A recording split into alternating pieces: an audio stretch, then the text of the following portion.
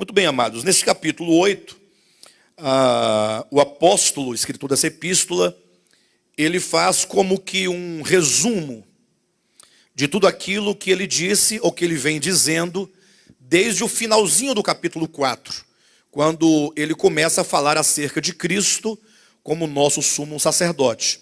Então, o finalzinho do capítulo 4, mais especificamente ali no capítulo 4, a partir do versículo 14 em diante, e aí capítulo 5, capítulo 6, capítulo 7, ele vai falando acerca do ministério segundo a ordem de Melquisedeque, ele vai falando acerca da nova aliança, ele vai falando acerca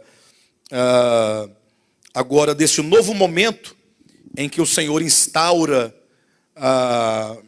o período da realidade das coisas.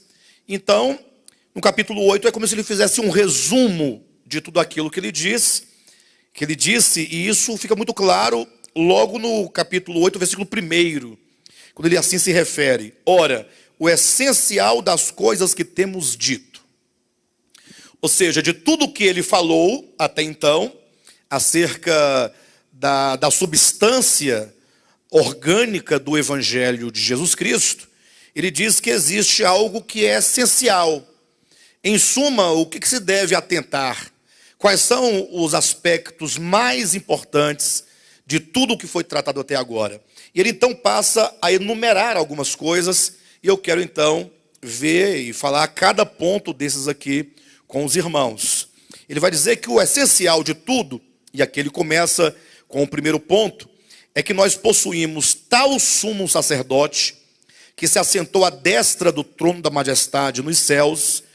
Versículo 2 ele fala que esse santuário no qual esse grande sumo sacerdote ministra é o verdadeiro santuário, é o verdadeiro ministério, e que é superior ao ministério da antiga aliança, o ministério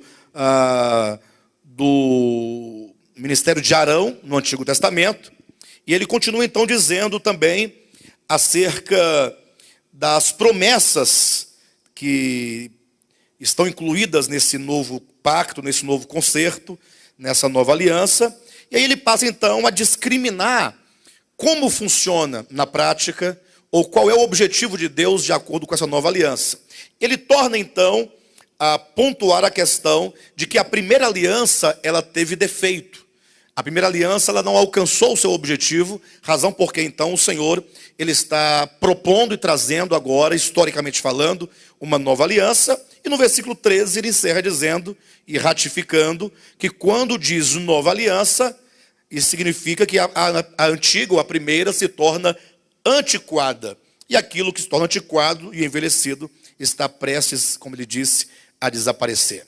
Então, acerca desses pontos aqui colocados, eu quero chamar os irmãos a uma reflexão, para que nós venhamos a pensar um pouco acerca, primeiramente, do nosso privilégio.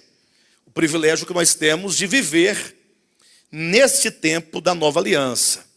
Eu digo isso porque a Escritura, vamos observar isso em vários lugares, tanto em Jeremias, capítulo 31, versículo 31, quando Jeremias fala profeticamente acerca desta nova aliança, quando o próprio Cristo, lá em Marcos capítulo 1, versículo 15, quando ele começa seu ministério, ele sai anunciando e dizendo: arrependei-vos, porque o tempo está cumprido. Cristo anuncia a chegada de um novo tempo. Como podemos também ver a mesma coisa em João Evangelho, no capítulo 4, quando Cristo falando para a mulher samaritana, ele fala que as pessoas aguardavam por um tempo determinado, e que esse tempo, portanto, já havia chegado. Assim como também aqui em Hebreus, o apóstolo ele torna a tocar nesse mesmo ponto do tempo, dizendo que, em razão do tempo decorrido, já era para os hebreus terem atingido a maturidade espiritual. Porque esses hebreus, para quem o apóstolo escreve, são aqueles que estavam vivos, e, portanto, eram os destinatários imediatos dessa epístola, no primeiro século. Ou seja, eram hebreus que, dentre todos os hebreus, tiveram o privilégio de viver exatamente no tempo da nova aliança. Muitos hebreus viveram no tempo ainda da antiga aliança.